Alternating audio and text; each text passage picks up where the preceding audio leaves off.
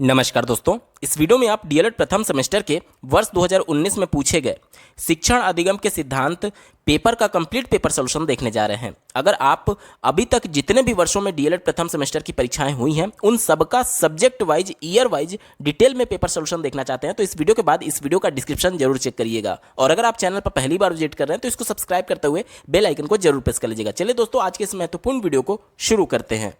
पहला प्रश्न आप अपने स्क्रीन पर देख पा रहे होंगे, शिक्षण एक उद्देश्य निर्देशित क्रिया है, यह किसने कहा है? तो ये जो स्टेटमेंट है वो V.O. स्मिथ का है। ऑप्शन नंबर 3 यहाँ पर बिल्कुल एप्रोप्रिएट आंसर हो जाएगा। अगला प्रश्न पूछा गया है, आगमन विधि का प्रयोग किया जाता है। तो देखिए, दो प्रकार की विधि होती है। पहला तो आगमनात्मक, जो कि आपको प्रश्न में ही दिया गया, और दूसरा होता है निगमन विधि। ठीक है, दोनों में दोनों एक दूसरे के उल्टा हैं। निगमन विधि में क्या होता है, देखिए ये किससे शुरू हो रहा है, ये शुरू हो रहा है नी से।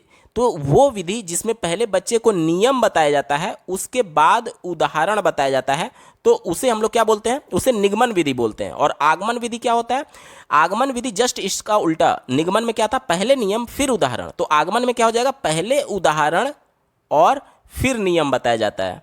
पहले उदाहरण फिर नियम किस में बताया जाएगा, आगमन विधि में। अब हमसे ये पूछा जा रहा है कि इसका प्रयोग किस में किया जाता है, ध्यान से समझिएगा। एनसीएफ 2005 बच्चों को यह कहता है कि उसके परिवेश से जोड़ करके बताने के लिए। क्यों? क्योंकि बच्चे प्राइमरी स्तर के हैं। प्राइमरी स्तर के बच्चे जीन पियाजे के जो 4 अवस्थाएं उन्होंने बताई थी, उसमें मूर्त संक्रियात्मक अवस्था की एज में आते हैं। मूर्त संक्रियात्मक अवस्था में क्या होता है, बच्चे जो कुछ भी चिंतन कर पाते हैं या फिर जो कुछ भी समझते हैं वो मूर्त अवस्था में देख करके समझते हैं। इसीलिए एनसीएफ कहता है कि बच्चों के परिवेश से जोड़ करके बताइए, ताकि बच्चा जो कुछ भी परिवेश में देखा हुआ है उससे जोड़ करके आसानी से सीख पाए। जैसे कि बच्चे को अल्फाबेट क वर्ण सिखाना है, बच्चे को ख वर्ण सिखाना है, तो इसको जोड़ दिया गया उसने परिवेश में जो देखा था। क से कबूतर उसको बताया जाता है। क्यों? क्योंकि बच्चे ने कभी ना कभी अपने परिवेश में कबूतर को देखा था। तो ये चूंकि वो मूर्त अवस्था में देखा हुआ है, इसलिए इससे को रिलेट कर दिया गया क वर्ण को। ठीक है, इसी प्रकार से ख से खरगोश बताया जाता है, तो खरगोश वो देखा हुआ है, इसलिए ख वर्ण को अच्छे से समझ पाएगा। तो हमसे ये पूछा जा रहा है कि आगमनात्मक विधि का प्रयोग किस में किया जाता है, ध्यान से समझिएगा। चौथे विकल्प से शुरुआत करें तो दिया गया पद्य शिक्षण में, तो ये उत्तर नहीं होगा। गद्य शिक्षण में ये भी उत्तर नहीं होगा। निबंध में ये भी उत्तर नहीं होगा। इसका सही जवाब है ऑप्शन नंबर 1, व्याकरण में। अब व्याकरण में आगमन विधि का प्रयोग कैसे किया जाएगा, ध्यान से समझिएगा। बच्चे को मान लीजिए कि हिंदी पढ़ाया जा रहा है, हिंदी ग्रामर पढ़ाया जा रहा है। अब बच्चे को संज्ञा पढ़ाना है, तो संज्ञा आप कैसे बताएंगे? जैसे आप किसी बच्चे से, देखिए बच्चे को खेल के माध्यम से ही बताना है। आप बच्चे को पहले नियम बताने लगेंगे तो बच्चा बोर हो जाएगा, क्योंकि प्राइमरी स्तर का बच्चा, उसका मानसिक स्तर इस हिसाब से नहीं है कि वह पहले नियम समझे फिर उदाहरण समझे। इसीलिए बच्चे को सरल से जटिल की ओर या फिर विशिष्ट से सामान्य की ओर जाने की बात की जाती है। विशिष्ट क्या हो गया, विशिष्ट पर्टिकुलर कोई उदाहरण। अब किसी बच्चे को कक्षा में खड़ा करके बोला जाएगा, बेटा आपका नाम क्या है, तो वो बोलेगा कि मेरा नाम राहुल है। बोला जाएगा बेटा आप कहां रहते हैं, अगर मान लीजिए उसने बोला कि मैं लखनऊ में रहता हूं, उसके बाद से पूछा जाएगा बेटा आप किस चीज से लिखते हैं, तो अगर उसने बोला कि मैं पेन से लिखता हूं, तो अब बच्चे को तीनों चीजों को ब्लैक बोर्ड पर इस प्रकार से टीचर लिख करके समझा सकता है कि देखिए राहुल क्या है, किसी व्यक्ति विशेष का नाम है, किसी व्यक्ति विशेष का नाम है। लखनऊ क्या है, किसी स्थान विशेष का नाम है। पेन क्या है, किसी वस्तु विशेष का नाम है। तो यहां पर ये सभी क्या है, ये उदाहरण हो गए। अब इस उदाहरण से हम लोग बच्चे को सामान्य नियम की ओर ले जा रहे हैं कि किसी व्यक्ति विशेष, किसी स्थान विशेष और किसी वस्तु विशेष के नाम को ही संज्ञा बोला जाता है। अब ये संज्ञा क्या था, व्याकरण का पार्ट था। हमने इसको कैसे बताया, पहले उदाहरण के माध्यम से। राहुल, लखनऊ, पेन, ये सब क्या है, उदाहरण ही तो है संज्ञा के। और इसके बाद हमने बच्चे को नियम बताया, यानी उदाहरण से नियम, ये किसमें होता है, आगमनात्मक विधि में। और इसके माध्यम से हमने बच्चे को क्या बताया, व्याकरण। ऑप्शन नंबर 1 बिल्कुल सटीक जवाब हो जाएगा।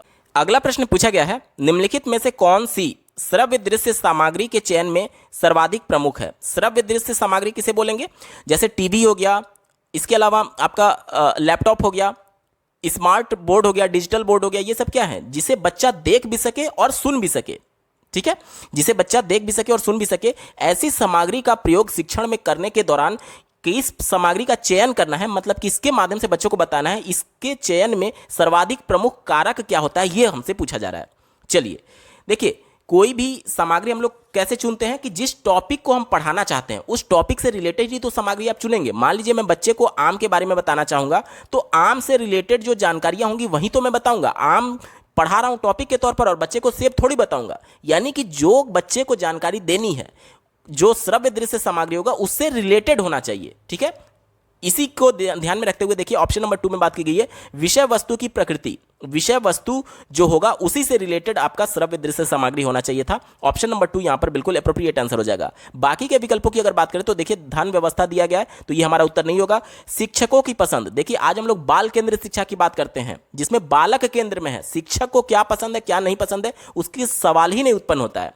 चौथा दिया गया छात्रों की पसंद, देखिए जो बच्चे के करिकुलम में है चाहे उसको पसंद हो या ना हो, ये हमारी जिम्मेदारी है कि हम उसको इंटरेस्टिंग वे में उसको प्रोड्यूस करें ताकि बच्चा उसमें रुचि ले। ये अगर बच्चा को पसंद नहीं आ रहा है उसका करिकुलम या फिर जो भी चैप्टर पढ़ाया जाना है, तो ये एज ए टीचर हमारी फेल्योर है कि हम बच्चे को सही से रुचि उत्पन्न नहीं करा पा रहे हैं पढ़ाने के दौरान। ठीक है, तो ये भी छात्रों के पसंद के हिसाब से नहीं होगा। जो करिकुलम में दिया गया है उसको हमें उसके पसंद में कन्वर्ट करा देना है, यानी कि उसको इस तरीके से बताना है, इस तरीके से रिप्रेजेंट करना है कि बच्चा उसमें रुचि लेने लगे। ठीक है, तो ऑप्शन नंबर 2 यहां पर बिल्कुल एप्रोप्रिएट आंसर हो जाएगा। अगला प्रश्न पूछा गया है कक्षा शिक्षण में, यहां पर देखिए मिसप्रिंट है, ये कौन सा संप्रेषण का घटक नहीं है। प्रश्न निगेटिव सेंस में है तो निगेटिव वाला ही हमारा उत्तर होगा। संप्रेषण का मतलब क्या होता है, कम्युनिकेशन बोलते हैं अंग्रेजी में, यानी कि जब हम एक दूसरे से कम्युनिकेट कर रहे हैं तो कौन सा ऐसा कंपोनेंट है जो कि उसका पार्ट नहीं होगा कक्षा के दौरान। तो कक्षा में क्या क्या होता है, कक्षा में टीचर होता है, टीचर यानी कि सेंडर, यानी कि जो इंफॉर्मेशन सेंड कर रहा है, और उसको रिसीव करने के लिए छात्र होंगे, यानी कि एक तो सेंडर हो गया दूसरा रिसीवर हो गया। अब क्या सेंड करेंगे, कुछ ना कुछ मैसेज ही तो सेंड करेंगे। जैसे कि आप अपने मोबाइल में इस वीडियो को देख रहे हैं तो मैं यहां से जो बोल रहा हूं तो मैं सेंडर हो गया, आप मेरी बातों को रिसीव कर रहे हैं तो आप रिसीवर हो गए, और जो मैं आपको कंटेंट पढ़ा रहा हूं ये क्या है गया, ये मैसेज हो गया। यानी कि देखिए शिक्षक जरूरी है, पाठ्य वस्तु जो विषय वस्तु पढ़ाया जाएगा, जो कंटेंट पढ़ाया जाएगा वो पाठ्य वस्तु यानी मैसेज जो होगा वो पाठ्य वस्तु हो गया, तो ये भी जरूरी है, छात्र भी जरूरी है। ये आपका सेंडर हो गया, ये आपका रिसीवर हो गया, ये आपका मैसेज हो गया। लेकिन अभिभावक की कोई भी जरूरत नहीं होती है कक्षा में शिक्षण के दौरान कम्युनिकेशन में। ठीक है, तो अभिभावक चूंकि निगेटिव सेंस में, और प्रश्न भी हमसे निगेटिव सेंस में पूछा गया था, यहां पर ऑप्शन नंबर 3 बिल्कुल एप्रोप्रिएट आंसर हो जाएगा। अगला प्रश्न पूछा गया है शिक्षक द्वारा कक्षा में अंताक्षरी और काव्य पाठ प्रतियोगिता कराना कौन सा शिक्षण सिद्धांत है। तो इस प्रकार की प्रतियोगिता हम लोग बच्चों में क्यों कराते हैं, ताकि बच्चे एक्टिव रहें कक्षा के दौरान, क्रियाशील रहें। ठीक है, तो पहले विकल्प से शुरुआत करते हैं। पहला विकल्प दिया गया नियोजन का सिद्धांत। नियोजन जो होता है इसे अंग्रेजी में प्लानिंग बोलते हैं। तो प्लानिंग कौन करेगा कि शिक्षण, आप पाठ योजना बनाते हैं, आपने बीएड बीटीसी किया होगा, तो जो इंटर्नशिप आपने की होगी प्राथमिक विद्यालयों में या फिर उच्च प्राथमिक विद्यालयों में, तो जो आप पाठ योजना बना करके जाते थे वही तो आपका प्लानिंग है कि आप कक्षा में किस तरीके से बताएंगे। तो यहां पर पाठ योजना की बात नहीं की जा रही है, यहां पर अंत्याक्षरी और काव्य पाठ प्रतियोगिता कराने का उद्देश्य यह है कि बच्चे क्रियाशील बने, कक्षा में एक्टिव रहें, सक्रिय रहें। ठीक है, ये प्लानिंग जो होता है वो टीचर से जुड़ा हुआ है ना कि बच्चों से, इसलिए हमारा उत्तर नहीं होगा। दूसरा देखिए निश्चित उद्देश्य का सिद्धांत। तो यहां पर अंताक्षरी और काव्य पाठ प्रतियोगिता कराने का उद्देश्य क्या है, उद्देश्य का मतलब कि यहां पर बच्चे को क्रियाशील बनाना है, एक्टिव बनाना है, तो यहां पर निश्चित उद्देश्य का सिद्धांत नहीं होगा। चौथा देखिए अभिप्रेरण एवं रुचि का सिद्धांत, तो यह भी हमारा उत्तर नहीं होगा। एक ही विकल्प बचा क्रियाशीलता का सिद्धांत। बच्चा जब प्रतियोगिता में शामिल होगा तो जाहिर सी बात है एक्टिव होगा यानी क्रियाशील होगा, इसलिए ऑप्शन नंबर 3 यहां पर बिल्कुल एप्रोप्रिएट आंसर हो जाएगा। अगला प्रश्न पूछा गया है उदाहरणों एवं दृष्टांतों के द्वारा कोई सामान्य नियम या सिद्धांत बनाना कौन सा शिक्षण सूत्र है। ध्यान से समझिएगा, अगर हमसे ये विधि पूछता शिक्षण विधि तो ये आपका आगमनात्मक विधि हो जाता। ठीक है, क्योंकि उदाहरण से नियम की तरफ जाना आगमनात्मक विधि है, लेकिन हमसे विधि नहीं पूछा जा रहा, हमसे शिक्षण सूत्र पूछा जा रहा है। ये कौन सा शिक्षण सूत्र है। ठीक है, चलिए, जैसा कि आपको ज्ञात होगा मैंने उस प्रश्न में आपको उदाहरण दिया था कि किसी व्यक्ति विशेष का नाम जैसे कि राहुल हो गया, उसके बाद से लखनऊ स्थान विशेष का नाम हो गया, उसके बाद से पेन वस्तु विशेष का नाम हो गया। तो ये उदाहरण थे। अब इन उदाहरणों से मैंने सामान्य नियम बता दिया कि किसी व्यक्ति विशेष के नाम, किसी स्थान विशेष के नाम और किसी वस्तु विशेष के नाम को ही संज्ञा कहा जाता है। तो उदाहरण से सामान्य नियम की ओर जाना, यानी कि ये चीज क्या है, ये विशिष्ट है, किसी विशेष व्यक्ति का नाम है, किसी विशेष स्थान विशेष का नाम है, किसी विशेष वस्तु का नाम है, तो इसे हम लोग बोलेंगे विशिष्ट से सामान्य की ओर। क्या बोलेंगे, विशिष्ट से। देखिए ऑप्शन नंबर 2 में बात की गई है विशिष्ट से सामान्य की ओर, यहां पर बिल्कुल सटीक जवाब हो जाएगा। अगला प्रश्न पूछा गया है पाठशाला विद्यालय को उद्यान की संज्ञा किसने दी है। तो पाठशाला को उद्यान फ्रोबेल ने कहा है। उत्तर क्या हो जाएगा, ऑप्शन नंबर 3 फ्रोबेल इसका बिल्कुल सटीक जवाब हो जाएगा। पाठशाला को उद्यान कहा है, बच्चों को यहाँ पर फूल कहा है, और जो टीचर है उसको क्या बोला है, माली है। यानी कि माली जो होता है वह उद्यान यानी विद्यालय में, यानी माली जो शिक्षक है और उद्यान यानी विद्यालय में फूलों को सींचता है, यानी कि जो बच्चे हैं उनका सर्वांगीण विकास करता है। ठीक है, तो ऑप्शन नंबर 3 फ्रोबेल इसका बिल्कुल सटीक जवाब हो जाएगा। अगला प्रश्न पूछा गया था, छात्रों को अपने भावों और विचारों को व्यवस्थित ढंग से अभिव्यक्त करना किस प्रविधि में आता है। अपने आप को एक्सप्रेस करना यानी कि मौखिक अभिव्यक्ति की बात की जा रही है। चौथे विकल्प से शुरुआत कर लेंगे, पाठ्य पुस्तक प्रविधि। पाठ्य पुस्तक प्रविधि में बच्चा अपने आप को अभिव्यक्त नहीं करता है, बल्कि किताबों से पढ़ करके विचारों को प्राप्त करता है। अभिव्यक्त करना यानी कि बोल करके या तो लिख करके अभिव्यक्त करना, यहां पर बच्चा पढ़ रहा है, इसलिए हमारा ये उत्तर नहीं होगा। प्रयोगशाला प्रविधि, प्रयोगशाला में बच्चा क्या करता है कि करके सीखता है, तो यहां पर करके सीखने की बात नहीं की जा रही है, तो ये भी उत्तर नहीं होगा। प्रश्नोत्तर प्रविधि में क्या होता है कि बच्चे प्रश्न पूछते हैं अपनी जिज्ञासा को शांत करने के लिए, तो यहां पर प्रश्न का भी जिक्र नहीं किया गया। यहां पर अपने भावों और विचारों को व्यवस्थित ढंग से अभिव्यक्त किया गया है। व्यवस्थित ढंग मतलब देखिए, वाद विवाद प्रविधि में क्या होता है कि एक उसके पक्ष में बोलता है और दूसरा उसके विपक्ष में बोलता है, यानी कि अपने विचारों को व्यवस्थित ढंग से, यानी कि किसी के पक्ष में व्यवस्थित करना या फिर किसी के विपक्ष में व्यवस्थित करते हुए अभिव्यक्त करना, यह किसमें होता है, वाद विवाद प्रविधि में होता है। ऑप्शन नंबर 2 बिल्कुल सटीक जवाब है। अगला प्रश्न पूछा गया है, प्रश्नोत्तर प्रविधि के जन्मदाता हैं, तो सुकरात जो है वो प्रश्नोत्तर प्रविधि के जन्मदाता माने जाते हैं। ऑप्शन नंबर 3 बिल्कुल सटीक जवाब है। अगला प्रश्न पूछा गया है, संप्रेषण प्रक्रिया प्रभावी होती है यदि संप्रेषण यानी कि कम्युनिकेशन कब इफेक्टिव होगा। पहला दिया गया मंद गति से होता है, दूसरा दिया गया अनेक व्यक्तियों के साथ होता है, तीसरा दिया गया तीव्र गति से होता है, और चौथा दिया गया स्पष्टता के साथ होता है। मैं आपसे कम्युनिकेट कर रहा हूं, आप मेरी आवाज को अपनी मोबाइल में सुन रहे हैं, अगर मैं अपनी बातों को सही से स्पष्ट तरीके से आप तक ना पहुंचा पाऊं तो क्या यह कम्युनिकेशन इफेक्टिव माना जाएगा? नहीं माना जाएगा। यानी कि बातों की स्पष्टता सबसे ज्यादा इंपॉर्टेंट है कम्युनिकेट करने में, क्योंकि कम्युनिकेशन क्या होता है, अपने विचारों को अभिव्यक्त करना। अब अगर मैं सही से अपने विचारों को अभिव्यक्त ही नहीं कर पाऊंगा तो कम्युनिकेशन हुआ कहां? यानी कि स्पष्टता के साथ जब होता है कम्युनिकेशन, तब वो सबसे ज्यादा इफेक्टिव होता है। ऑप्शन नंबर 4 बिल्कुल सटीक जवाब होगा, बाकी के विकल्प अब गलत हो जाएंगे। ठीक है, विकल्प नंबर 4 सही उत्तर है। अगला प्रश्न पूछा गया है, कक्षा कक्षों की कमी होने पर शिक्षक क्या अपनाता है। ध्यान से समझिएगा, कक्षा कक्ष की कमी यानी कि एक प्राथमिक विद्यालय है जिसमें एक ही कक्षा है, एक ही क्लासरूम है, तो वहां पर टीचर क्या करेगा? जाहिर सी बात है, प्राइमरी में कक्षा 1 से 5 तक के बच्चे होंगे, तो सभी बच्चों को एक ही कक्षा में बैठा करके उनका शिक्षण अधिगम प्रक्रिया चलाएगा। अब जब एक ही कक्षा में अलग अलग कक्षा से संबंधित बालक आकर के बैठेंगे तो इसे क्या बोलेंगे? देखिए, इसे बोलेंगे बहु कक्षा, यानी एक ही कक्षा में अलग अलग कक्षा से आए हुए बालक हैं। जैसे कि आप देखते होंगे कि प्राइमरी विद्यालयों में, सरकारी विद्यालयों में जब टीचर की कमी रहती है तो भी ये विधि अपनाई जाती है कि सभी बच्चों को, सभी क्लास के बच्चों को एक ही कक्षा में बैठाकर उनके स्तर के हिसाब से शिक्षक शिक्षण अधिगम प्रक्रिया चलाता है। तो इसे हम लोग क्या बोलते हैं? बहु कक्षा शिक्षण। यहां पर बिल्कुल एप्रोप्रिएट आंसर हो जाएगा। बाकी के विकल्पों की अगर हम लोग बात करें, दूसरा दिया गया बहुस्तरीय शिक्षण विधि। बहुस्तरीय शिक्षण का मतलब क्या होता है कि देखिए, आज हम लोग समावेशी कक्षा की बात करते हैं, जिसमें एक ही कक्षा में चाहे बच्चा शारीरिक रूप से अक्षम क्यों ना हो, चाहे बच्चा अधिगम विकार से क्यों ना जूझ रहा हो, चाहे बच्चा बहुत प्रतिभाशाली बालक क्यों ना हो, या फिर बच्चा बहुत कमजोर क्यों ना हो, या फिर सामान्य क्यों ना हो, सबका मानसिक स्तर अलग अलग होगा। क्यों अलग होगा? क्योंकि इंडिविजुअल डिफरेंसेस की वजह से प्रत्येक बच्चे का आनुवांशिक लक्षण अलग उनके माता पिता से मिला है, और प्रत्येक बच्चे का वातावरण अलग है। इस वजह से प्रत्येक बच्चे में इंडिविजुअल डिफरेंसेज होगा ही होगा। कोई बहुत प्रतिभाशाली होगा, कोई बहुत कमजोर होगा, तो उनके स्तर के हिसाब से बच्चों को डिवाइड करते हुए उनके स्तर के हिसाब से शिक्षा देना बहुस्तरीय शिक्षण कहलाता है। अब इसमें अलग अलग कक्षा की बात नहीं होती है, एक ही कक्षा, मान लीजिए कक्षा 3 के बच्चे हैं तो कक्षा 3 में ही कोई बहुत प्रतिभाशाली बालक होगा और कक्षा 3 में ही कोई बहुत कमजोर बालक होगा, तो उनका स्तर क्या हो गया? अलग अलग हो गया, इसीलिए बहुस्तरीय बोला गया है। तो उन एक ही कक्षा के अलग अलग स्तर के बालकों को एक साथ उनके मानसिक स्तर के हिसाब से बताना या फिर शिक्षण कराना बहुस्तरीय शिक्षण होता है। तो ये हमारा उत्तर नहीं होगा। क्यों नहीं होगा? क्योंकि प्रश्न में हमसे पूछा गया है कि कक्षा कक्षों की कमी। अब जब कक्षा कक्ष की कमी है तो जाहिर सी बात है सभी कक्षा कक्ष के बालकों को एक ही कक्षा में बैठाया जाएगा, इसलिए बहु कक्षा होगा, ना कि बहुस्तरीय, क्योंकि बहुस्तरीय में एक ही कक्षा की बात की जाती है, अलग अलग कक्षा की बात नहीं की जाती है। उम्मीद करता हूं थोड़ा सा डिफरेंस होता है जो कि आपको क्लियर हो गया होगा। तीसरे विकल्प की अगर बात करें तो दिया गया है उपचारात्मक शिक्षण विधि। उपचारात्मक को रेमेडियल टीचिंग बोलते हैं।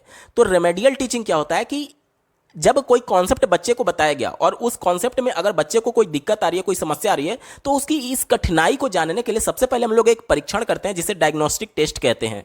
जब कोई परीक्षण किया जाएगा तभी तो हमें पता चल पाएगा कि हाँ बच्चे को ये दिक्कत है। अब एज ए टीचर हमें बच्चे की प्रॉब्लम को पता चल गया, अब उस प्रॉब्लम को दूर करने के लिए जो शिक्षण दोबारा से किया जाएगा उसे बोलते हैं उपचारात्मक शिक्षण। तो प्रश्न में इस प्रकार का कोई भी जिक्र नहीं है, तो हमारा उत्तर नहीं होगा। सहभागी शिक्षण विधि में क्या होता है कि बच्चे खुद सहभागिता लेते हैं, यानी बच्चे भी सक्रिय रूप से भागीदारी लेते हैं, तो ये भी हमारा उत्तर नहीं होगा। एक ही विकल्प बचा, ऑप्शन नंबर 1 बिल्कुल सटीक उत्तर है। अगला प्रश्न पूछा गया है, कक्षा शिक्षण में प्रशंसात्मक शब्दों का प्रयोग किया जाता है। प्रशंसात्मक शब्द क्या होते हैं? ऐसे शब्द जिससे किसी बच्चे की प्रशंसा की जाए उसे प्रशंसात्मक शब्द कहते हैं। जैसे कि किसी बच्चे को अगर कोई टीचर ये बोलता है कि शाबाश बेटा तुमने बहुत अच्छा प्रयास किया, तो ये क्या है? उस बच्चे की प्रशंसा की जा रही है। तो इस प्रकार के शब्दों का प्रयोग किस प्रकार के कौशल में किया जाता है? ठीक है, चलिए इसका उत्तर हो जाएगा ऑप्शन नंबर 3 पुनर्बलन कौशल। पुनर्बलन क्या होता है? इसको अंग्रेजी में रीइंफोर्समेंट बोलते हैं, यानी कि बच्चे को अगर बच्चे ने कुछ कार्य अच्छा कार्य किया है तो उस कार्य को हम चाहते हैं कि वो बच्चा बार बार दोहराए, और इसके लिए उसको सकारात्मक पुनर्बलन देते हैं, चाहे उसको शाबाशी दी जाए या फिर उसको अच्छा शब्द कुछ बोला जाए। अब मान लीजिए कि कुछ गलत काम बच्चे ने किया तो हम उसके लिए नकारात्मक शब्द बोलेंगे।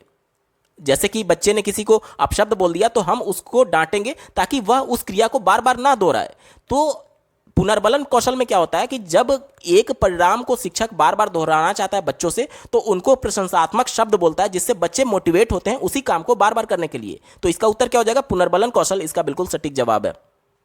अगला प्रश्न पूछा गया है, कक्षा शिक्षण करते समय शिक्षक द्वारा टीएलएम का प्रयोग करने से क्या होता है? टीएलएम यानी कि टीचिंग लर्निंग मटेरियल, यानी कि कोई भी एक ऐसी वस्तु जिससे बच्चे आसानी से समझ सकते हैं और टीचर प्रभावी ढंग से बच्चों को समझा सकता है, तो इसे ही हम लोग टीएलएम बोलते हैं। कोई भी वस्तु हो सकती है जो कि शिक्षण अधिगम प्रक्रिया में बच्चे को आसानी से समझने में मदद करेगी। ठीक है, तो इसका प्रयोग करने से क्या होता है ये हमसे पूछा जा रहा है। पहले विकल्प से शुरुआत करते हैं, छात्रों को पाठ सहजता से बोधगम्य हो जाता है। तो ये बात तो बिल्कुल सही है, बच्चे टीएलएम के माध्यम से आसानी से समझ सकते हैं, क्योंकि टीएलएम में बच्चे रुचि लेते हैं, और रुचि लेंगे तो बच्चे तत्पर होंगे पढ़ने के लिए, और जितना बच्चा तत्पर होगा थार्डाई के नियम के तत्परता के नियम के हिसाब से बच्चा उतना ही अच्छा अर्थपूर्ण अधिगम कर सकता है। यानी कि बच्चे इसे सहजता का मतलब आसानी से, और बोधगम्य का मतलब कि आसानी से समझ सकते हैं। ठीक है, तो ये विकल्प तो बिल्कुल सही है। दूसरा दिया गया कि छात्रों का मानसिक विकास होता है, बिल्कुल सही बात है। देखिए आपने एक सिद्धांत पढ़ा होगा कि किसी भी शिक्षण अधिगम प्रक्रिया में जितनी ज्यादा इंद्रियां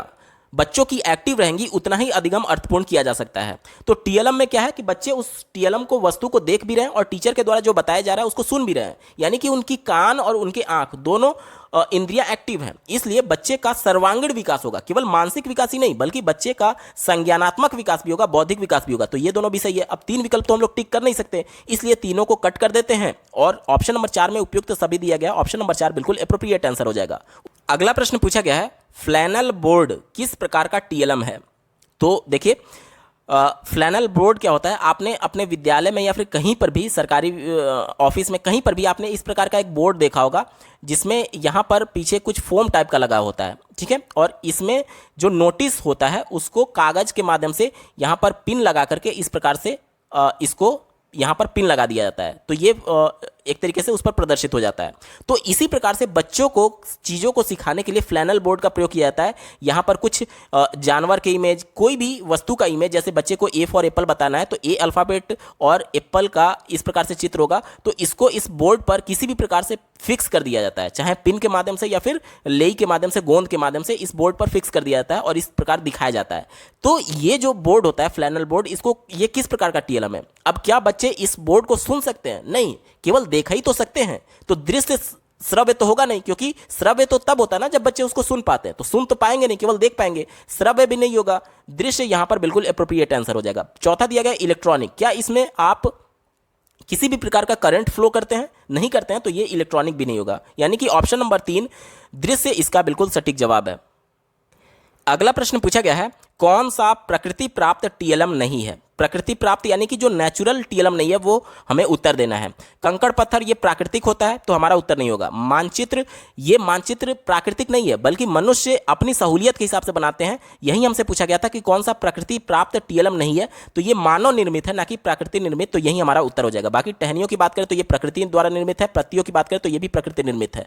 दोस्तों यहां से अति लघु उत्तरीय प्रश्न शुरू हो रहे हैं। 16वां प्रश्न पूछा गया था शिक्षण को परिभाषित कीजिए। तो शिक्षण क्या होता है, देखिए ध्यान से समझिएगा।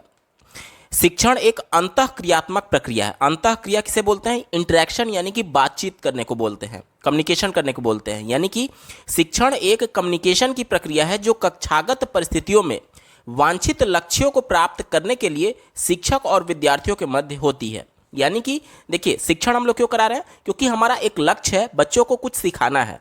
अब अधिगम क्या होता है, सीखना क्या होता है? बच्चों के प्रयास के माध्यम से उनके व्यवहार में जो परिवर्तन होता है उसे हम लोग अधिगम बोलते हैं। अब हम लोग अधिगम क्यों कराना चाहते हैं? ताकि बच्चे कुछ नया सीखें, और शिक्षण इसका एक माध्यम है। हम बच्चों से इंटरेक्शन करके, उनसे बातचीत करके, उनसे अंतःक्रिया करके उनके लक्ष्य को प्राप्त करने के लिए उनकी मदद करते हैं। आपने लेव वाइगोत्स्की का सिद्धांत पढ़ा होगा जिसमें उन्होंने ये कहा था कि बच्चे अंतःक्रिया के माध्यम से ही सीखते हैं। अब यही अंतःक्रिया, यही इंटरेक्शन हम लोग एज ए टीचर बच्चों से करते हैं ताकि हम लोग शिक्षण कार्य कर पाए। ठीक है, उम्मीद करता हूं आपको समझ में आया होगा। तो आपको लिखना कैसे है? तो आप इस प्रकार से लिख सकते हैं कि शिक्षक एक अंतःक्रियात्मक प्रक्रिया है जो कक्षागत परिस्थितियों में वांछित लक्ष्यों को प्राप्त करने के लिए शिक्षक और विद्यार्थियों के मध्य होती है। ठीक है, अगला प्रश्न पूछा गया है प्रभावी संप्रेषण के 2 तरीके बताइए।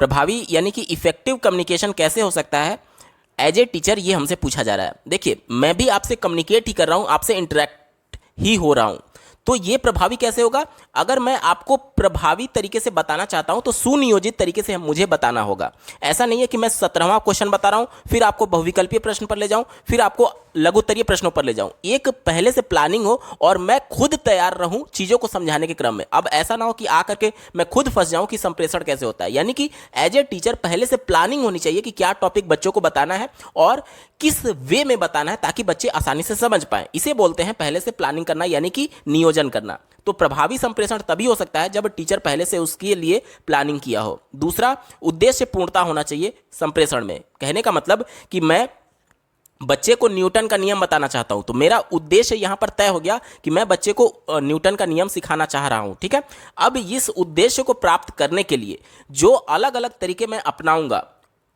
अगर मेरा ये उद्देश्य प्राप्त हो जाता है यानी कि मैंने अपनी बातों को सही ढंग से बच्चों तक पहुंचा दिया है, यानी प्रभावी तरीके से मैंने कम्युनिकेट किया है, तभी बच्चे समझ पाए होंगे। यानी उद्देश्य तभी पूर्ण हो सकता है जब संप्रेषण जो है, जो कम्युनिकेशन जो है वो प्रभावी हो। तो हमसे 2 तरीके पूछे गए थे। तो पहला तरीका आप लिख सकते हैं कि उद्देश्य पूर्णता, और दूसरा आप लिख सकते हैं कि सुनियोजितता। ठीक है, इस प्रकार से आप लिख सकते हैं और दोनों में एक एक लाइन लिख देंगे तो ये मोर देन सफिशिएंट हो जाएगा। 1 अंक का ये प्रश्न है। अगला प्रश्न पूछा गया है किन्हीं 2 शिक्षण सिद्धांतों का उल्लेख कीजिए। तो कई शिक्षण सिद्धांत है जैसे कि स्वयं करके सीखने का सिद्धांत, प्रेरणा का सिद्धांत, रुचि का सिद्धांत, क्रियाशीलता का सिद्धांत, निश्चित उद्देश्य का सिद्धांत, नियोजन का सिद्धांत, चुनाव का सिद्धांत, लोकतांत्रिक व्यवहार का सिद्धांत, व्यक्तिक विभिन्नता का सिद्धांत, चुनाव का सिद्धांत। ये सभी अलग अलग सिद्धांत हैं। इनमें से कोई भी 2 सिद्धांत का आपसे उल्लेख करने के लिए बोला गया है। तो पहला मैं मान लीजिए व्यक्तिक विभिन्नता का सिद्धांत आपको बता रहा हूं। तो देखिए एज ए टीचर हमें इंडिविजुअल डिफरेंसेस के बारे में बताया जाता है। क्यों? क्योंकि आज हम लोग समावेशी शिक्षा की बात करते हैं जिसमें एक ही कक्षा में कोई शारीरिक रूप से विकलांग बालक भी होगा और कोई नॉर्मल बालक भी होगा। तो अगर हम लोग कोई ऐसी प्रतियोगिता करा रहे हैं, दौड़ वाली या फिर शारीरिक गतिविधि करा रहे हैं, तो अगर हम एज ए टीचर सेंसिटिव नहीं रहेंगे इंडिविजुअल डिफरेंसेज को लेकर के, तो हम विकलांग बालक से भी जबरदस्ती करेंगे कि तुम भी इस प्रतियोगिता में भाग लो। लेकिन एज ए टीचर जब हम सेंसिटिव रहेंगे कि बच्चे में इंडिविजुअल डिफरेंसेज हो सकता है और उसकी वजह से हम उसकी आवश्यकता को ध्यान में रखते हुए करिकुलम को डिसाइड करें, तो हम ये तय करेंगे कि जो विकलांग बालक है उसके लिए शारीरिक गतिविधि ना कराएं। ठीक है, इसी प्रकार से एक ही कक्षा में कोई श्रवण बाधित हो सकता है, कोई दृष्टि बाधित हो सकता है। तो अगर मैं रिजिड रहूंगा, मतलब कि बहुत दृढ़ रहूंगा एज ए टीचर कि नहीं मैं सबको मौखिक तरीके से ही बताऊंगा, तो जो श्रवण बाधित है वो तो मेरी बातों को सुन नहीं पाएगा। तो फिर मेरे पढ़ाने का मतलब क्या रहा? यानी कि एज ए टीचर हमें इंडिविजुअल डिफरेंसेज को ध्यान में रखना चाहिए और उसी के आधार पर शिक्षण कराना चाहिए और सबकी जरूरतों को ध्यान में रखना चाहिए। इसी को बोलते हैं व्यक्तिक विभिन्नता का सिद्धांत।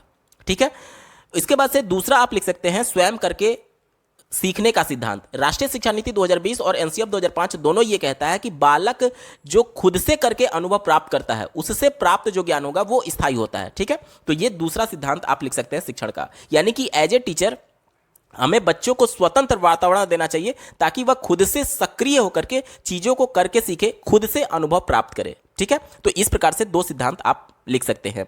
अगला प्रश्न पूछा गया था, शिक्षण सूत्रों से होने वाले 2 लाभ बताइए।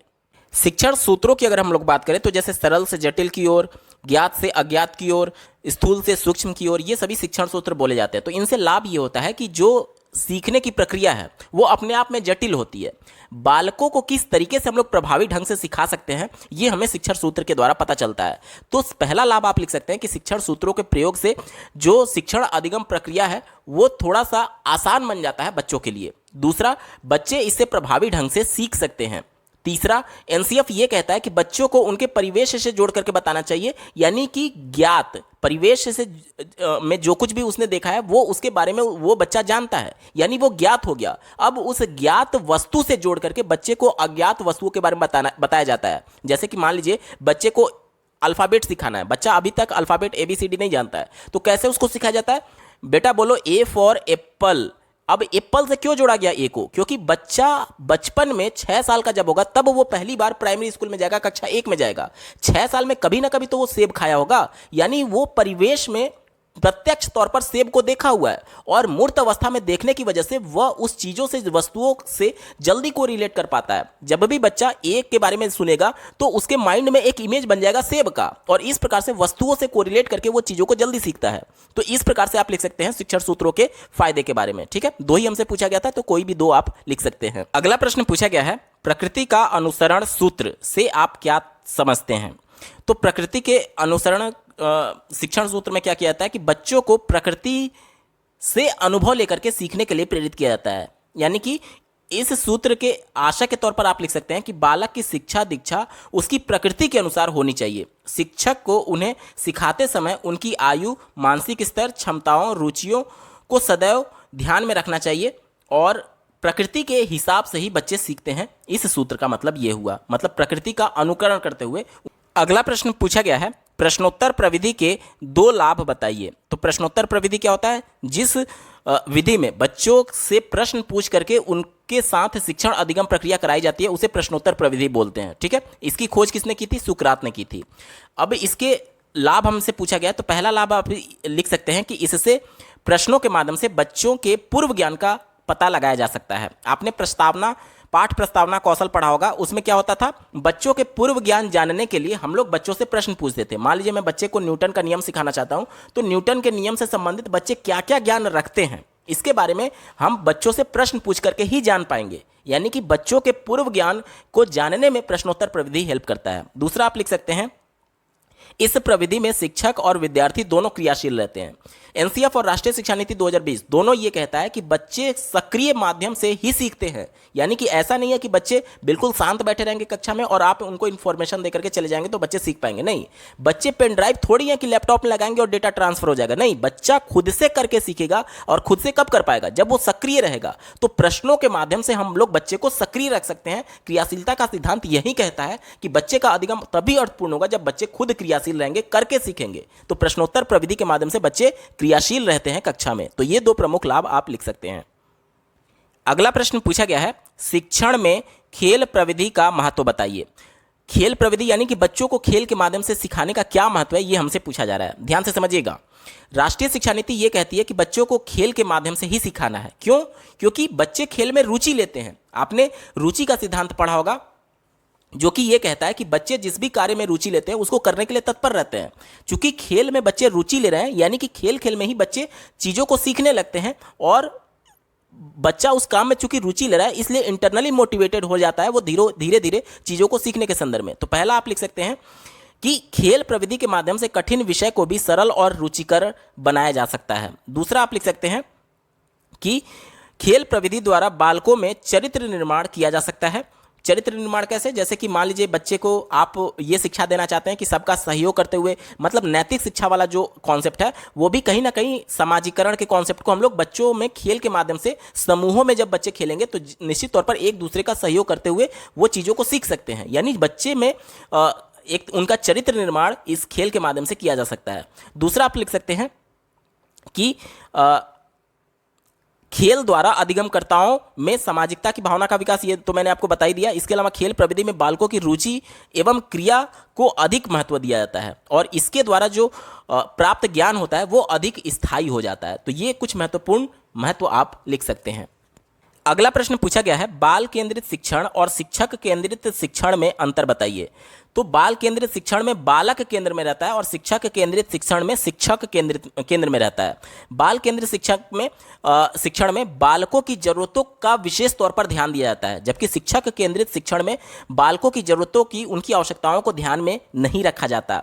आज हम लोग समावेशी कक्षा की बात करते हैं, तो समावेशी कक्षा कैसी कक्षा है? बाल केंद्रित शिक्षण है। क्यों?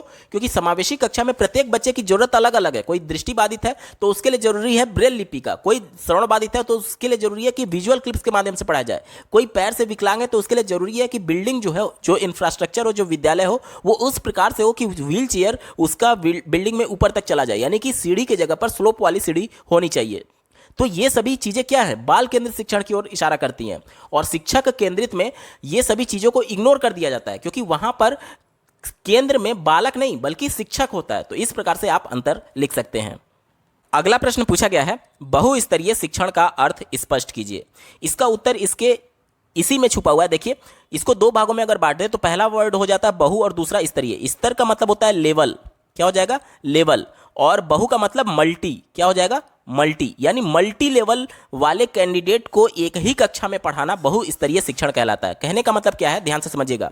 आज समावेशी कक्षा का कॉन्सेप्ट है, जिसके अंतर्गत चाहे कक्षा में बहुत प्रतिभाशाली बालक क्यों ना है, बहुत कमजोर बालक क्यों ना है, सबको एक साथ लेकर के कक्षा में पढ़ाया जाता है। तो प्रत्येक बालक की जरूरत अलग अलग है। मान लीजिए जो बहुत प्रतिभाशाली बालक है तो उसकी आवश्यकता क्या है कि उसके मानसिक विकास के लिए उसी के स्तर का कठिन प्रश्नों को दिया जाए ताकि वो और ज्यादा क्रिएटिव बने। और जो बहुत कमजोर बालक है उसकी जरूरत क्या है कि उसको नॉर्मल लेवल का प्रश्न दिया जाए, क्योंकि बहुत कठिन प्रश्न दे देंगे तो एक तो वैसे ही नहीं सीख पा रहा है, इसके बाद से उसमें रुचि खत्म हो जाएगी। तो धीरे धीरे अगर बच्चा रुचि नहीं लेगा तो इंटरनल मोटिवेशन नहीं होगा, उसके बाद से सीखना वो चाहेगा ही नहीं चाहेगा। तो प्रत्येक बच्चे की जरूरत अलग अलग है और प्रत्येक बच्चे की जरूरत को ध्यान में रखते हुए, मान लीजिए कक्षा में 50 बच्चे हैं जिसमें से 10 बच्चे बहुत प्रतिभाशाली हैं, तो उनको अलग कैटेगरी कर दीजिए। अलग कक्षा नहीं बनाना है, उसी कक्षा की मैं बात कर रहा हूं, उनको अलग कैटेगरी बना दीजिए। जो मध्यम है उनकी अलग होगी और जो बहुत कमजोर है उनका अलग कैटेगरी बनाया जाएगा। अब देखिए, सभी को अलग अलग हमने स्तर में बांट दिया, मल्टी लेवल में बांट दिया। उसके बाद से एक ही कक्षा में अलग अलग तरीके एवं अलग अलग गति से सीखने वाले बालक होते हैं। जब एक शिक्षक एक ही समय में कक्षा के प्रत्येक बालक को उसके स्तर के आधार पर समूहों में बांट करके शिक्षण कार्य करता है तो इसे ही बहुस्तरीय शिक्षण कहते हैं। उम्मीद करता हूं आपको बेहतर ढंग से समझ में आया होगा। अगला प्रश्न पूछा गया है, निदानात्मक एवं उपचारात्मक शिक्षण में अंतर स्पष्ट कीजिए। तो निदानात्मक शिक्षण क्या होता है और उपचारात्मक क्या होता है? निदानात्मक को अंग्रेजी में डायग्नोस्टिक बोलते हैं और उपचारात्मक को क्या बोलते हैं? रेमेडियल बोलते हैं। ध्यान से समझिएगा, एक कॉन्सेप्ट जब बच्चे को बताया गया तो उस कॉन्सेप्ट में आ रही दिक्कत को, कठिनाइयों को दूर करने के लिए पहले उस दिक्कत को पहचानना होगा। तो निदानात्मक परीक्षण यहां पर उस कठिनाई को पहचानता है और उस कठिनाई को पहचानने के बाद से बच्चे का सर्वांगीण विकास करने के लिए या फिर अर्थपूर्ण अधिगम करने के लिए उस कठिनाई को दूर करना होगा। तो जो शिक्षण बच्चे की उस कठिनाई को दूर करेगा उसे ही हम लोग रेमेडियल टीचिंग या फिर उपचारात्मक शिक्षण बोलते हैं। चूंकि ये सिर्फ 1 नंबर का प्रश्न है तो 2-3 पॉइंट भी आप लिख देंगे तो मोर देन सफिशिएंट हो जाएगा। पहला पॉइंट आप लिख सकते हैं कि निदानात्मक शिक्षण में सिर्फ कठिनाई का पता लगाया जाता है और उपचारात्मक शिक्षण में उस कठिनाई को दूर करने के लिए प्रयास किया जाता है, यानी बच्चे का पुनः शिक्षण कराया जाता है। ठीक है, निदानात्मक परीक्षण एक बार किया जाता है और उपचारात्मक परीक्षण शिक्षण जो है वो एक से ज़्यादा बार हो सकता है। जैसे मान लीजिए मैंने न्यूटन का नियम बच्चे को बताया, पहली बार में बच्चा समझ नहीं पाया तो ये कॉन्सेप्ट मैंने बता दिया लेकिन बच्चे को समझ नहीं आया, तो मैं एज ए टीचर सबसे पहले डायग्नोस करूंगा कि बच्चे को न्यूटन के कौन से नियम में प्रॉब्लम है। ठीक है, न्यूटन के कौन से नियम में प्रॉब्लम है तो उस नियम का हम लोग पता लगाएंगे। अब यहां पर प्रॉब्लम पता चल गया, अब उसके बाद से उस प्रॉब्लम को दूर करने के लिए हम लोग बच्चे का शिक्षण करेंगे। एक बार मैंने शिक्षण किया तो वो क्या बोला जाएगा, रेमेडियल टीचिंग बोला जाएगा।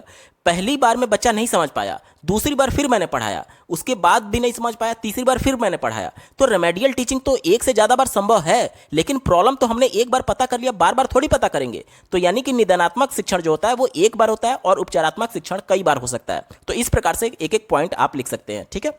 अगला प्रश्न पूछा गया है, एक अच्छी प्रस्तावना के 2 गुणों का उल्लेख करिए। तो आपने पाठ प्रस्तावना कौशल पढ़ा होगा, तो इसमें इसके क्या गुण हैं ये हमसे पूछा जा रहा है। तो पाठ प्रस्तावना कौशल के माध्यम से हम लोग बच्चे के ध्यान को आकर्षित कर सकते हैं। क्यों? क्योंकि बच्चे से जब प्रश्न पूछा जाएगा तो वो क्या होगा, वो सक्रिय रहेगा और अपना ध्यान पूरी तरीके से पढ़ाई में लगाएगा, ठीक है। दूसरा आप लिख सकते हैं कि इसके माध्यम से बच्चों के पूर्व ज्ञान का पता लगाया जा सकता है। तो ये 2 गुण आप लिख सकते हैं। अगला प्रश्न पूछा गया है, काठिन्य निवारण किस विषय की पाठ योजना का घटक है, ये क्यों किया जाता है। तो काठिन्य निवारण जो है वो हिंदी विषय की पाठ योजना का घटक है। हिंदी के जो गद्य पद्य होते हैं उनमें जो कठिन वर्ड्स आते हैं उनके निवारण के लिए काठिन्य निवारण किया जाता है। यानी बच्चों को उनका अर्थ समझाने के लिए, कठिन शब्दों का अर्थ समझाने के लिए काठिन्य निवारण किया जाता है। और ये किस विषय से संबंधित है, हिंदी से, ठीक है। अगला प्रश्न पूछा गया है, अपेक्षित अधिगम स्तर से आप क्या समझते हैं। देखिए इसका उत्तर इसके नाम में ही छुपा हुआ है। अधिगम का मतलब क्या होता है, सीखना, और स्तर का मतलब कि किस लेवल तक बच्चे को सीखना है, और अपेक्षित का मतलब कि उससे कितनी उम्मीद रखी जा रही है। मान लीजिए कक्षा 3 में बच्चा है, तो कक्षा 3 के बच्चे के लिए सत्र के अंत में कम से कम कितनी योग्यता उसमें होनी चाहिए। जैसे कि बच्चे पढ़ना लिखना सीख जाए, कम से कम वो किताबों को देख करके पढ़ना सीख जाए, और गणित के बेसिक संक्रियाएं जैसे कि जोड़ घटाना गुणा भाग ये सब करना सीख जाए। ये सब अपेक्षित अधिगम स्तर है, यानी कि वह स्तर जिसमें बच्चे से ये उम्मीद की जा सकती है कि कम से कम इतना उसको आना चाहिए, तभी वो अगले स्तर में जाएगा। कहने का मतलब कि जब वो जितना अपेक्षा उसे रखा गया है, जब उस पर अपेक्षाओं पर खड़ा उतरेगा तभी तो 3 को पास करके कक्षा 4 में जाएगा। तो इसके बारे में आप इस प्रकार से लिख सकते हैं कि अपेक्षित अधिगम स्तर का अर्थ है कि प्रत्येक कक्षा व विषय के लिए निर्धारित निश्चित दक्षता जिसे प्रत्येक छात्र को निश्चित समय में अवश्य प्राप्त कर लेना चाहिए, उसे ही बोलते हैं अपेक्षित अधिगम स्तर। और बिना इस स्तर को प्राप्त किए बच्चा एक कक्षा से अगली कक्षा में नहीं जा सकता, ठीक है। इसे ही बोलते हैं अपेक्षित अधिगम स्तर। अगला प्रश्न पूछा गया है, शिक्षण अधिगम सामग्री के रख रखाव में क्या सावधानी रखनी चाहिए। तो शिक्षण अधिगम सामग्री कुछ भी हो सकता है, जैसे कि कागज से बना हुआ कोई सामग्री हो सकता है, दफ्ती से बना हुआ कोई सामग्री हो सकता है। तो इन्हें हमें दीमक से बचाना चाहिए और सीलन से बचाना चाहिए, नहीं तो ये खराब हो जाएंगे। तो पहला रख रखाव में आप लिख सकते हैं कि कागज से निर्मित शिक्षण अधिगम सामग्री को सीलन और कागज से बचाना चाहिए, ठीक है। दूसरा आप लिख सकते हैं कि जो लोहे के बने हुए हैं या फिर मेटल के बने हुए हैं उन्हें जंग से बचाना चाहिए। इस प्रकार से आप 2-3 पॉइंट लिख देंगे तो आपको 1 नंबर मिल जाएगा। अगला प्रश्न पूछा गया है, गणित किट के किन्हीं 2 उपकरणों के नाम लिखिए। तो गणित किट में आप कोई भी 2 उपकरण लिख सकते हैं, जैसे कि पहला ब्लॉक्स के माध्यम से बच्चे को गणित की अवधारणा समझाई जा सकती है। इसके अलावा पैटर्न होते हैं, ये सभी गणित किट के अंतर्गत आते हैं। तो कोई भी 2 आप लिख सकते हैं, ठीक है। दोस्तों यहाँ से लघु उत्तरीय प्रश्न शुरू हो रहे हैं। 31वां प्रश्न पूछा गया था, उत्तम शिक्षण की क्या विशेषताएं हैं। तो इसमें आप पहला लिख सकते हैं कि कौशल क्षमता का विकास होता है उत्तम शिक्षण के माध्यम से, ठीक है। बच्चों में स्किल डेवलप किया जा सकता है। दूसरा, छात्रों के व्यवहार में परिवर्तन होता है, क्योंकि जब एज ए टीचर हम लोग शिक्षण करेंगे तो बच्चे कुछ ना कुछ नया सीखेंगे, और सीखना क्या होता है, बच्चों के प्रयास के माध्यम से उनके व्यवहार में जो परिवर्तन होता है उसे ही सीखना बोलते हैं। यानी कि उत्तम शिक्षण के माध्यम से बच्चों के व्यवहार में परिवर्तन किया जा सकता है। इसके अलावा उत्तम शिक्षण की मदद से बेहतर संबंधों का निर्माण किया जा सकता है और उद्देश्यों एवं लक्ष्यों की प्राप्ति की जा सकती है। इसके अलावा जो सामाजिक विकास है बच्चे का वो उसमें डेवलप किया जा सकता है। तो एक एक पॉइंट आप सब में लिख सकते हैं, एक एक लाइन लिख सकते हैं, ठीक है। अगला प्रश्न पूछा गया है, संप्रेषण में बाधक तत्व कौन कौन से हैं। संप्रेषण में बाधक तत्व में पहला आप लिख सकते हैं भाषा की अस्पष्टता। जैसे कि मैं आपसे कम्युनिकेट कर रहा हूँ, संप्रेषण कर रहा हूँ, अपनी बातों को, अपने विचारों को आपसे अभिव्यक्त करके पहुँचा रहा हूँ, लेकिन अगर मेरी भाषा स्पष्ट नहीं रहेगी तो क्या आप मेरी बातों को समझ पाएंगे? नहीं समझ पाएंगे। यानी कि कम्युनिकेशन प्रभावी तभी होगा जब भाषा स्पष्ट हो, ठीक है। तो भाषा अगर स्पष्ट नहीं होगा तो ये संप्रेषण में एक बाधक तत्व के तौर पर आप लिख सकते हैं, ठीक है, भाषा की अस्पष्टता। दूसरा आप लिख सकते हैं कि अगर फीडबैक सही से ना मिले, जैसे कि मान लीजिए मोबाइल पे आप बात कर रहे हैं किसी से, तो मोबाइल पे बात करना वो क्या है, वो 2 वे कम्युनिकेशन है। देखिए टू वे कम्युनिकेशन और वन वे कम्युनिकेशन क्या होता है, ध्यान से समझिएगा। जैसे आप रेडियो पर कुछ सुन रहे हैं तो रेडियो पर आप उसका जवाब नहीं दे सकते, यानी कि केवल इंफॉर्मेशन आप प्राप्त कर रहे हैं, इंफॉर्मेशन को आप शेयर नहीं कर सकते, यानी कि आप सेंड नहीं कर सकते। या फिर आप इसी वीडियो को देख रहे हैं तो आप केवल मेरी आवाज़ को सुन पा रहे होंगे। इस समय अगर मैं ये वीडियो बना रहा हूं तो इस समय आप मेरे से प्रश्न नहीं पूछ सकते। वो अलग बात है कि आप कमेंट कर सकते हैं, वो अलग बात है, लेकिन लाइव में आप मेरे से प्रश्न नहीं पूछ पाएंगे क्योंकि ये वीडियो अभी रिकॉर्ड हो रही है। तो जब एक ही तरफ से इंफॉर्मेशन शेयर किया जाता है या फिर यानी कि एक ही तरफ से विचारों का आदान प्रदान होता है तो उसे वन वे बोलते हैं। और जब दोनों तरफ से साइमल्टेनियसली यानी एक ही समय में जब दोनों तरफ से इंफॉर्मेशन का आदान प्रदान होता है तो उसे टू वे कम्युनिकेशन बोलते हैं। जब आप मोबाइल से बात कर रहे हैं तो आप जो कुछ भी बोले उससे अपोजिट वाला बंदा आपकी बातों को सुन करके जवाब देता है, यानी कि ये जवाब देना क्या है, वो फीडबैक है कि हाँ मैंने आपके इन्फॉर्मेशन को प्राप्त किया और उसका आंसर ये है। तो अगर फीडबैक सही से नहीं मिलेगा तो कम्युनिकेशन में ये बाधा उत्पन्न होगी, यानी कि जो प्रतिपुष्टि होती है वो कहीं ना कहीं अगर सही से नहीं मिलेगा तो ये संप्रेषण में बाधा उत्पन्न कर सकता है। ठीक है, तो इस प्रकार से आप संप्रेषण में बाधक तत्वों के बारे में वर्णन कर सकते हैं।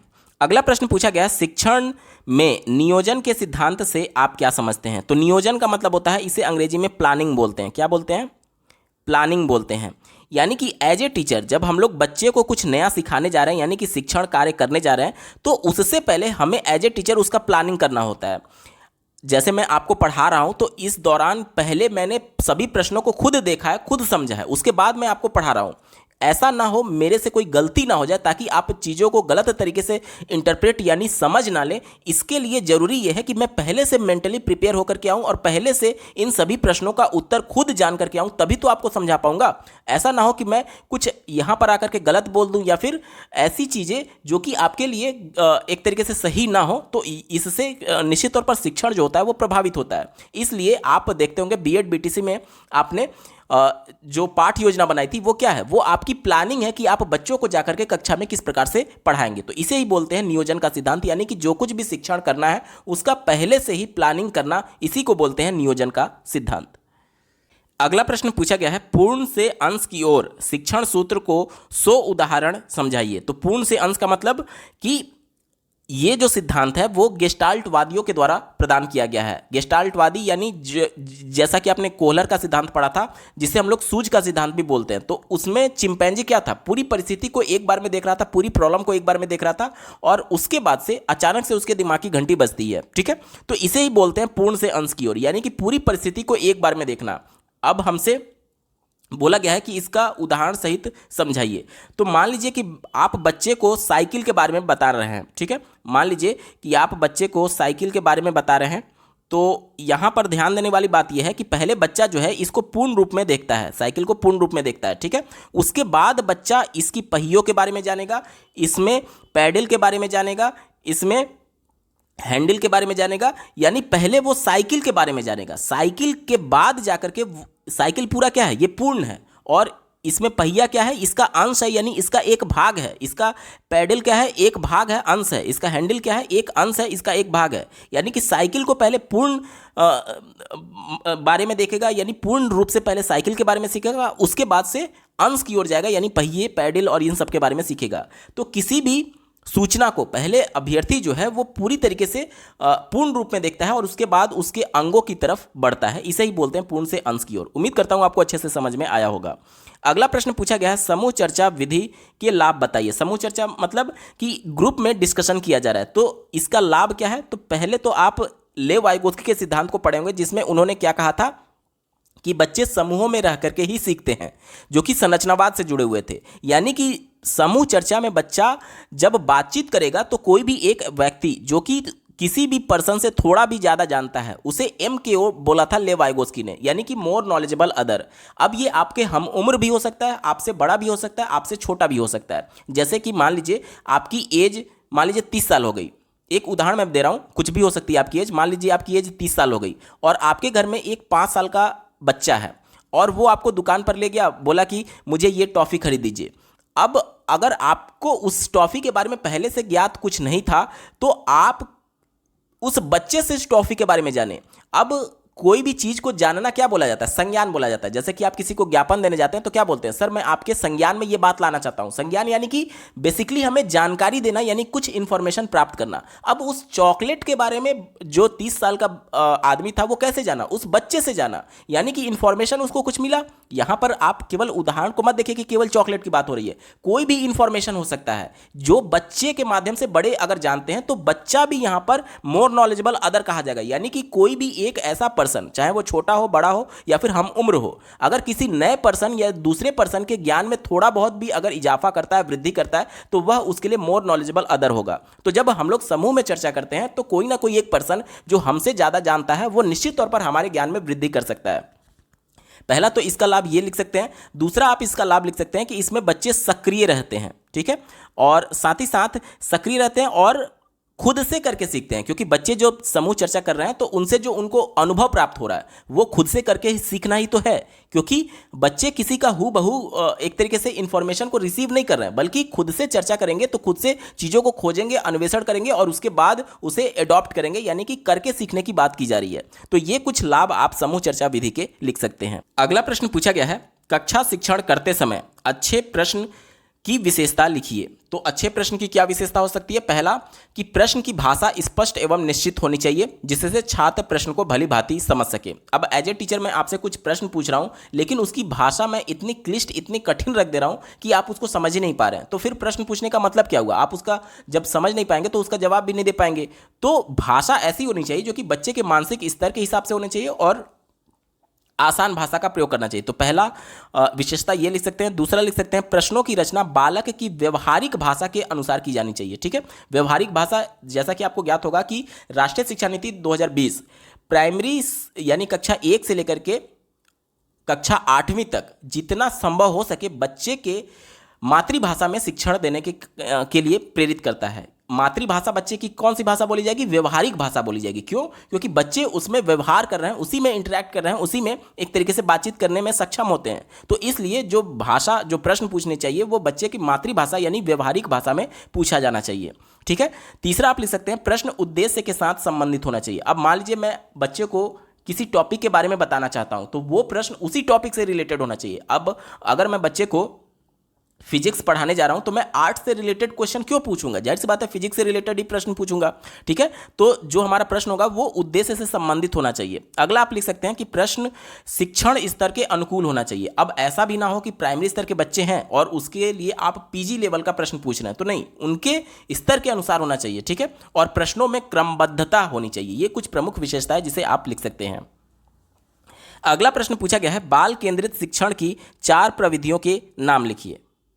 यानी कि बाल केंद्रित का मतलब क्या होता है? जिसमें बालक केंद्र में हो, यानी बालक की सहभागिता होनी चाहिए शिक्षण में, यानी कि बच्चे सक्रिय होने चाहिए। तो कौन कौन सी प्रविधि में बच्चे सक्रिय रहते हैं, यही आपको उत्तर देना है। तो पहला आप लिख सकते हैं समूह चर्चा। समूह चर्चा में बच्चे ही तो चर्चा करेंगे तो बच्चा सक्रिय होगा, तो ये बाल केंद्रित शिक्षक होगा, ठीक है। पहला क्या हो सकता है? समूह चर्चा। दूसरा आप लिख सकते हैं करके सीखना। करके सीखना प्रविधि, करके सीखने में बच्चा सक्रिय रहेगा यानी बाल केंद्रित है। तीसरा आप लिख सकते हैं ह्यूरिस्टिक विधि, ठीक है, ह्यूरिस्टिक विधि, ठीक है, यानी कि खोज करने वाली विधि। चौथा आप लिख सकते हैं एक तरीके से आप इसको अन्वेषण विधि भी कह सकते हैं। अन्वेषण विधि ये भी एक खोज करने की विधि है, ठीक है, जिसमें बच्चा खुद से चीज़ों के बारे में खोज करके अपने ज्ञान की रचना करता है। तो ये प्रमुख 4 विधियां आप लिख सकते हैं। अगला प्रश्न पूछा गया है, श्यामपट्ट लेखन करते समय क्या सावधानियां रखनी चाहिए? तो पहला आप लिख सकते हैं कि श्यामपट्ट पाठ शुरू करने से पूर्व साफ कर लेना चाहिए। दूसरा आप लिख सकते हैं कि श्यामपट्ट साफ करते समय धूल नहीं उड़नी चाहिए। तीसरा आप लिख सकते हैं कि श्यामपट्ट पर अक्षरों का आकार बड़ा व एक समान होना चाहिए, ठीक है। तीसरा आप लिख सकते हैं कि शब्दों के बीच की दूरी निरंतरता बनी रहनी चाहिए। अगला आप लिख सकते हैं कि श्यामपट्ट व अध्यापक के बीच 45 अंश का कोण हो, जिससे श्यामपट्ट पर लिखी जाने वाली बात छात्र देख सके। अगला आप लिख सकते हैं कि श्यामपट्ट पर वर्तनी की शुद्धि होनी चाहिए, ऐसा ना हो कि टीचर श्यामपट्ट पर गलत लिख रहा है, ठीक है। तो इस प्रकार की कुछ प्रमुख सावधानियां आप लिख सकते हैं। अगला प्रश्न पूछा गया है, अपेक्षित अधिगम स्तर संप्राप्ति के 4 उपाय लिखिए। यहाँ पर देखिए, स्तर का मतलब होता है लेवल, अधिगम का मतलब सीखना, और अपेक्षित का मतलब कि जो उम्मीद की जा रही है, यानी कि एक ऐसा लेवल जो कि बच्चे से उम्मीद की जा रही है कि किसी कक्षा के बाद या फिर किसी सत्र के बाद कम से कम उतना बच्चे को आना चाहिए।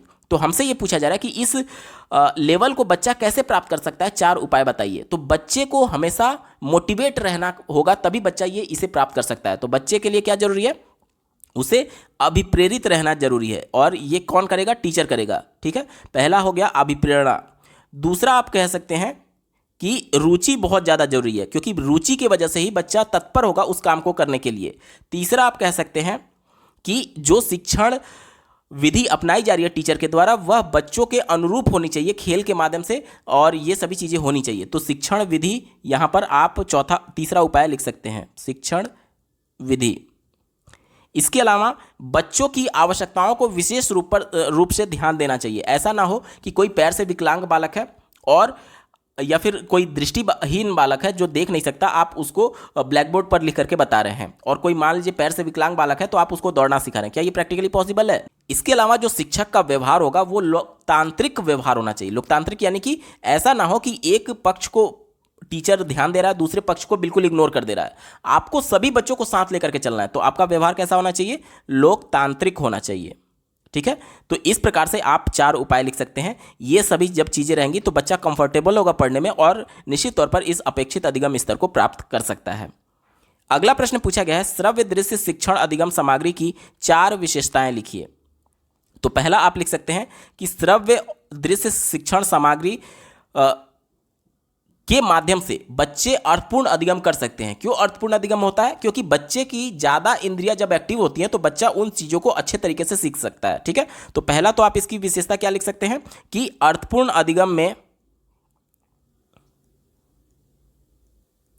ये महत्वपूर्ण है। दूसरा आप लिख सकते हैं कि बच्चे की रुचि इससे बनी रहती है। जैसे कि मैं मान लीजिए केवल बोल करके पढ़ाता, लेकिन ये सभी चीज़ें स्क्रीन पर आपको लिख करके भी बता रहा हूँ, तो थोड़ी रुचि आपकी बनी है। या फिर जब आप प्राइमरी स्तर के बच्चों को बताएंगे तो केवल बोल करके बताएंगे तो वो उसके लिए अप्रोप्रिएट नहीं है। बच्चे जब उसको देखते हैं स्मार्ट बोर्ड पर, डिजिटल बोर्ड पर, तो वो उन चीज़ों में रुचि लेते हैं, और रुचि की वजह से उनमें तत्परता उत्पन्न होगा और चीज़ों को सीखने के लिए वो प्रेरित होते हैं। ठीक है, तो इसकी दूसरी विशेषता आप क्या लिख सकते हैं कि इससे बच्चों में रुचि उत्पन्न किया जा सकता है। तीसरा आप क्या ले सकते हैं, ध्यान केंद्रीकरण। इससे दृश्य श्रव्य सामग्री के माध्यम से बच्चों का ध्यान अपनी ओर आकर्षित किया जा सकता है। चौथा इसकी विशेषता क्या लिख सकते हैं कि इससे समावेशी के अंतर्गत आने वाले सभी प्रकार के बच्चों की जरूरतों को पूरा किया जा सकता है। जैसे कि मान लीजिए कोई दृष्टिबाधित बालक है जो देख नहीं सकता बोर्ड पर, लेकिन सुन तो सकता है, तो ऑडियो के माध्यम से वो चीज़ों को सुन लेगा। और मान लीजिए कि कोई एक श्रवण बाधित बालक है जो कि सुन नहीं सकता, लेकिन डिजिटल बोर्ड पर वो चीज़ों को देख तो सकता है। यानी कि ये कैसा है, समावेशी कॉन्सेप्ट को लागू करने में ये हेल्प करता है। ठीक है, तो ये समावेशन में मदद करता है। ठीक है, श्रव्य दृश्य शिक्षण अधिगम सामग्री। तो इस प्रकार से आप 4 इसकी विशेषताएं लिख सकते हैं। दोस्तों ये पेपर पूरा सॉल्व हो चुका है। आपको ये वीडियो कैसा लगा कमेंट के माध्यम से जरूर बताइएगा, क्योंकि आपका एक कमेंट मुझे मोटिवेट करेगा ऐसे ही महत्वपूर्ण वीडियो लाने के संदर्भ में। अगर आप डीएलएड प्रथम सेमेस्टर प्रीवियस ईयर सभी वर्षों के subject wise complete paper solution को डिटेल में देखना चाहते हैं तो इस वीडियो के बाद इस वीडियो का डिस्क्रिप्शन जरूर चेक करिएगा। और अगर आप चैनल पर पहली बार विजिट कर रहे हैं तो इसको सब्सक्राइब करते हुए बेल आइकन को प्रेस कर लीजिएगा। इस वीडियो को देखने के लिए आपका बहुत बहुत धन्यवाद। भगवान करे आपका दिन शुभ हो।